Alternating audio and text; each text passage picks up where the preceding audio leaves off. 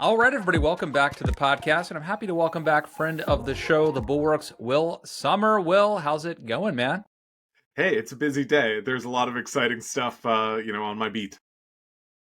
It's weird, right? I don't even know like when to put this up. What's the next shoe that's going to drop? And we were recording this as all day long. It's been a Donald Trump versus Elon Musk back and forth between Twitter X, which Elon owns, and Donald Trump on Truth Social.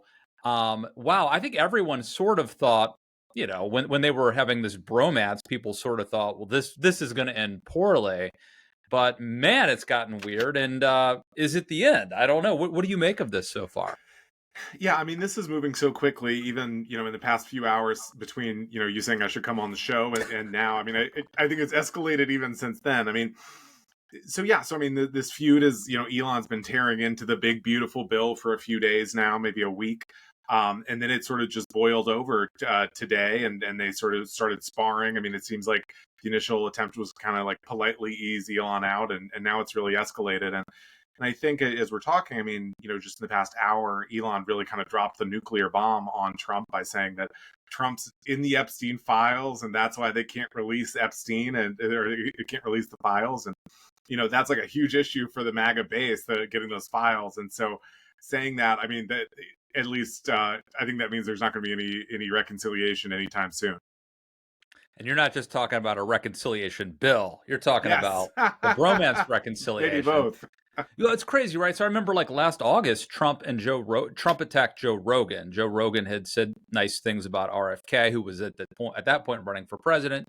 Trump attacked Joe Rogan and said that Rogan is going to get booed the next time he's at a UFC event. Rogan, I don't want to say he backed down, but he ended up endorsing Donald Trump, and it sort of went away. But it seems like maybe what's happening with Elon Musk is not going to be so easy to get past. That this, Rogan didn't really hit Trump back, at least not that hard. And he went on to endorse him. I just, can you patch this up? Is this, maybe it's just kayfabe, but it seems like, wow, maybe it's going to be hard to kiss and make up after this. Yeah, I mean, I think Musk is in a unique position because unlike basically maybe anyone else in the country, he has a power base, in terms of his wealth and his connections to rival Trump. In that, a random senator can't really stand up to Trump, but Musk can. He's kind of going tit for tat where Trump is saying, I'm going to take away SpaceX's government contracts. And Elon says, you know what, that's great. I guess we'll just leave those astronauts up there. And so he's threatening to Wow. decommission the space shuttles or what have you. So it is interesting. And the other thing I think is worth flagging here is that so much of what plays out on the right is handled by the right media, by these influencers who sort of set the agenda. And previously, Trump has always won the battle for these people because he's the lodestar. He's like the one guy who you just can't attack in the party. But it's important to remember that through X, Elon pays a lot of these people. And we Yeah. know that he's not above throttling their engagement, their reach, and presumably their payouts if they go against him. And so I think that's why we're seeing today a lot of these people like Laura Loomer, types like that, say, oh, it's pretty crazy. But, they're not really weighing in or picking a side. Yeah, it's interesting, right? So on one hand, Donald Trump has a unique hold on the Republican Party. He is the president. The president controls, things like subsidies and government contracts. And on the other hand, as you noted, Elon Musk has a lot of power. On the other hand, Elon Musk's, companies like Tesla, right? He's already alienated the kind of crunchy progressive base that normally would buy electric vehicles. And now is Elon going to alienate some Republicans? So this is such a fascinating battle. And and Elon's even saying Trump has 3.5 years left. I'll be around for another 40. So, and then on top of that, I think Elon is actually on the right side of this issue as it pertains to this big, beautiful bill. He is on the right side, I think, both substantively and from a conservative standpoint, that this is going to blow up the deficit and the debt. So, man, I just don't know how this shakes out. Yeah, I mean, that's exactly right. you make a great point that this is sort of Elon, I think, very cleverly has couched it not as saying you can't take away my electric vehicle subsidies or something like that, but he's saying, this increases the deficit so much. And so through that, I mean, he's taking the more conservative line than Trump. And so you have people like, noted philosopher Cat Turd, who is left to say, well, that's just how Washington works. We got to have a little pork barrel spending in there or whatever. I mean, and that's not really a message that is going to resonate. It is fascinating. Um, yeah, I mean, okay, I could see a scenario where it's in Elon's interest and Trump's interest to make up, right? Because both are powerful. Elon Musk, and by the way, Elon Musk said Trump wouldn't have won without me. I gave him $300 million. Trump wouldn't have won without me. That's entirely possible that's true. So they need each other. Elon has alienated the progressive base of electric vehicle buyers. Donald Trump has this unique hold over Republicans. I mean, I think at the grassroots level, Trump is much more powerful, right? I mean, the average rank and file kind of MAGA Republican voter doesn't like you. I have met just anecdotally a lot of people who love Trump but don't like Elon Musk. Okay, he rubs them the wrong way. But when it comes to the elite level, people who are on Twitter, the opinion leaders, I mean, even Republican politicians that might be thinking, in 5 years, Trump's going to be gone, but Elon might fund my campaign, and then there's scenarios like where maybe Ron DeSantis swoops in and tries to become, and it starts weighing in against Trump. So I think it would be in Trump and Elon's best interest to make up, but would their egos allow it, right? I mean, they're both, this is like sort of the unspoken thing so far. Both of these guys are basically children. And so maybe this just metastasizes. Like, I feel like I have to put this video up tonight because by tomorrow it could be even crazier. Yeah, I mean, you're hitting on what the thing is. I mean, these are two guys who are famous for lashing out. I mean, maybe we're just missing Kanye in terms of like impetuousness. And so, on one hand, yes, I mean, we're talking about tens of billions of dollars at stake, the Republican Party's political future. So you could imagine there's a lot saying that they will get back together at some point. On the other hand, I mean, I think you make a great point saying that Elon's going to be around for decades. I think if you had a straw poll right now that said Republicans, who do you prefer, Trump or Elon? Trump would easily win. And I think there's been a sense that like this guy's weird, he has this whole like twisted family situation. I guess we'll keep him around as long as Trump likes him or he's politically useful. But he can create a lot of problems. And even if ultimately Trump would triumph over him, I mean, he could, I think, very conceivably sink this bill if he threatened to run primary candidates against people who voted. Republicans only have a very slim margin. So I think, if this isn't resolved quickly, I think it's a big problem. Right. And again, I think, in a rational world, these guys would patch it up. But Trump is an egomaniac and he's the president. So he's not going to come hat in hand to Elon. Elon's the richest man in the world. He's obviously on the spectrum at some level. At least he says he is. It's not been diagnosed, as far as I know. But he also apparently has a drug problem. And you mentioned you mentioned Kanye. I'm reminded also of Charlie Sheen, who had that weird winning tiger blood moment. This feels like that a little bit. And so, I mean, it's been widely reported that Elon has like a pretty extensive drug habit, ketamine and all sorts of stuff. He may be in some sort of a spiral now where he's going to be in no mood to think rationally or to patch things up for the sake of comity or profit. I hadn't even considered the ketamine aspect of it. Yeah, I mean, of course, a week ago, the Times reported he obviously has been, allegedly using drugs very intensively to the extent that it's affecting his bladder, all this kind of stuff. I mean, it's crazy. And the idea that, then also, he's doing this kind of like high stakes back and forth with Trump. I mean, I'm sure that's playing into it. All right. This is a moving story, an evolving story, so we might as well move on. I want to ask you, there's this guy, Scott Pressler. Yeah.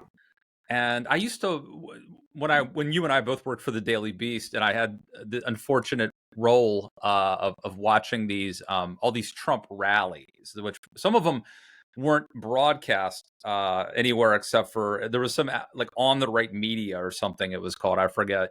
But this guy Scott Pressler was one of the people who would always be at every rally broadcasting, and he's got like super long hair. Like I had long hair at a certain point.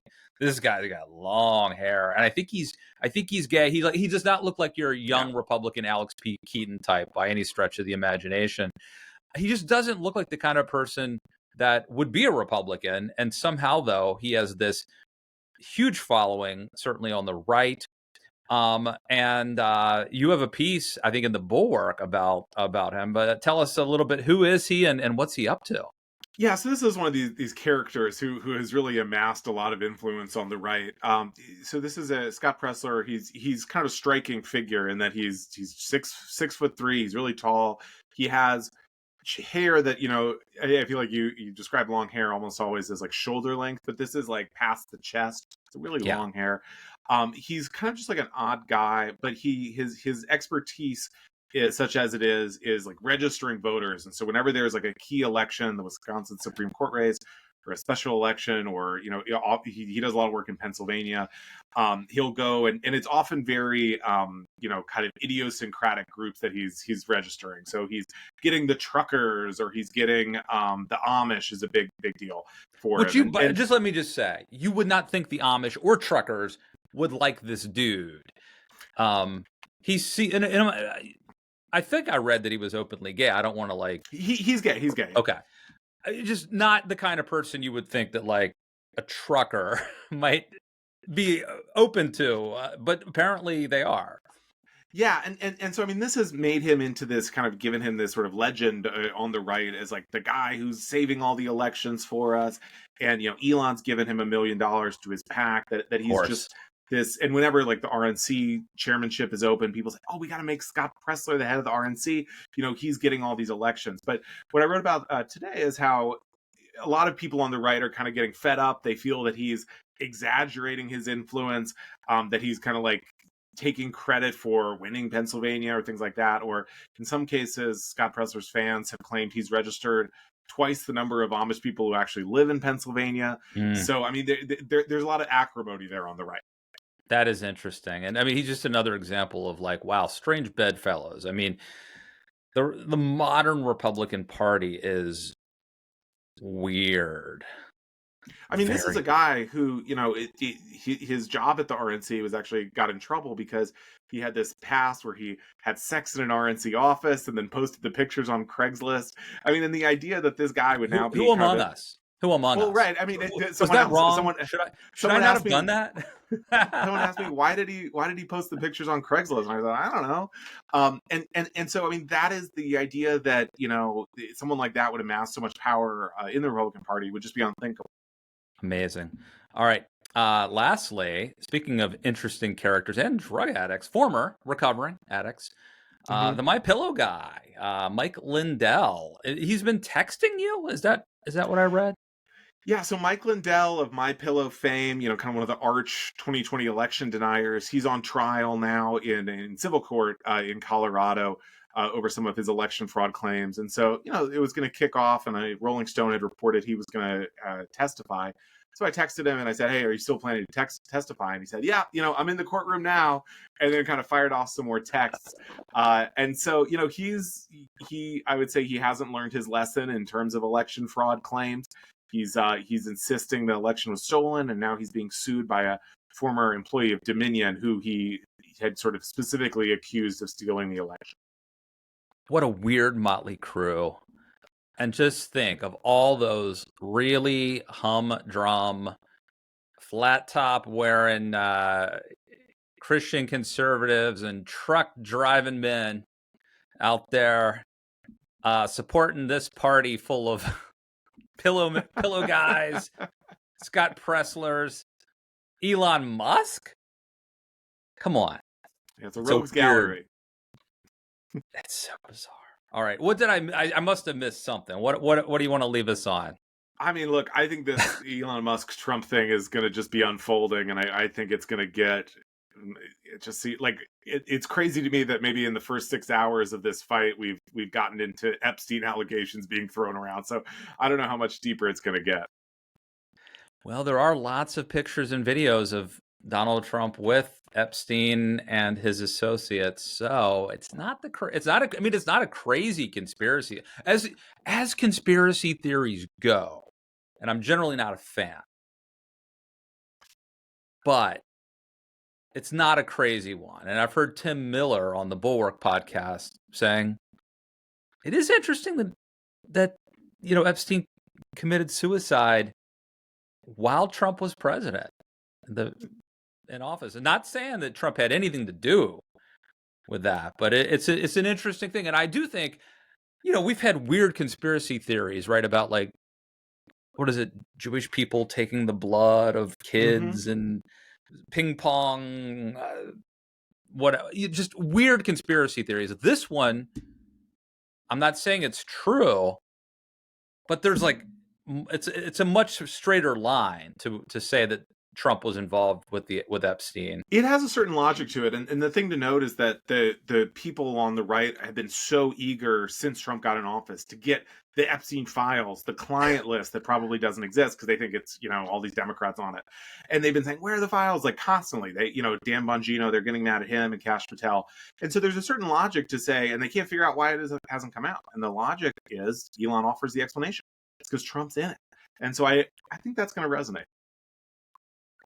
I wonder if Elon has any evidence. This could blow the roof off this whole damn operation. Can you imagine if who knows? Elon's trash talks. He talks shit. What if Elon has some sort of evidence? And what if the ketamine kicks in and he tweets it? I mean, this could be insane. How can people, Will, read your newsletter and keep up with you, follow you? Yeah, sure. I mean, I'm on X and Blue Sky at Will Sommer. And the newsletter is called False Flag. It's at thebulwark.com, and you can just check it out from there. And of course, we're also on YouTube. Yes. Hit subscribe, like, rate, review, tell a friend, all that. Will Sommer, always a pleasure. Thanks for coming on the show. Hey, thanks for having me.